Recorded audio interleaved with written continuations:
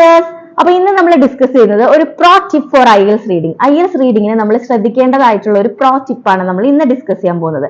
അപ്പൊ IELTS reading മിക്കവാറും പേർക്ക് ഡിഫിക്കൽട്ട് ആയിട്ടുള്ള ഒരു പാസേജ് ആണ്, അല്ലെങ്കിൽ ഒരു മൊഡ്യൂൾ ആണ് അല്ലെ IELTS റീഡിംഗ്.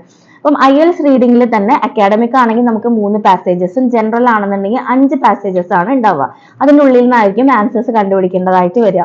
അപ്പം കൂടുതൽ പേരും ഞാൻ പറയുന്നതൊക്കെ കേട്ടിട്ടുണ്ട്, ഫസ്റ്റ് സെന്റൻസ് നോക്കിയാൽ നമുക്ക് കൂടുതൽ മെജോറിറ്റി ആൻസേഴ്സ് ഒരു പാസേജിന്റെ ഓരോ പാരഗ്രാഫുകളുടെയും ഫസ്റ്റ് സെന്റൻസുകളിലായിരിക്കും കൂടുതൽ ആൻസേഴ്സ് എന്നെല്ലാം.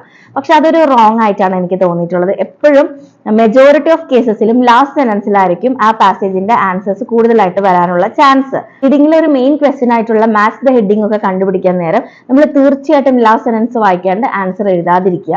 ഓക്കെ, ലാസ്റ്റ് സെന്റൻസിൽ മിക്കവാറും ആൻസർ ഉണ്ടാകാനുള്ള പ്രോബബിലിറ്റി കൂടുതലാണ്. അപ്പൊ എന്റെ പേഴ്സണൽ അഭിപ്രായത്തിൽ മാച്ച് ദ ഹെഡിങ് ഒക്കെയാണ് നമ്മൾ ചെയ്യുന്നതെങ്കിൽ പോലും പാസേജ് മൊത്തത്തിൽ ഒന്ന് ഓടിച്ചിട്ട് വായിച്ച് മനസ്സിലാക്കി, എസ്പെഷ്യലി ലാസ്റ്റ് ഭാഗം ഒന്ന് നന്നായി വായിച്ച് ഇതിൽ മെയിൻ ആയിട്ട് എന്തിനെ കുറിച്ചിട്ടാണോ പറയുന്നത് അതാണ് നമ്മുടെ ആൻസർ. ഇനി നിങ്ങൾ റീഡിംഗ് ചെയ്യാൻ നേരം തീർച്ചയായിട്ടും നിങ്ങൾ ഇത് ശ്രദ്ധിക്കും എന്ന് വിചാരിക്കുന്നു. അപ്പൊ നിങ്ങൾക്ക് ആർക്കെങ്കിലും IELTS, OET, PTE individual classes വേണമെന്നുണ്ടെങ്കിൽ ഈ കാണുന്ന നമ്പറിൽ കോൺടാക്ട് ചെയ്യാം. എന്റെ ക്ലാസ്സസും ട്രെയിനേഴ്സിന്റെ ക്ലാസ്സസും എല്ലാം അവൈലബിൾ ആണ്. ബൈ.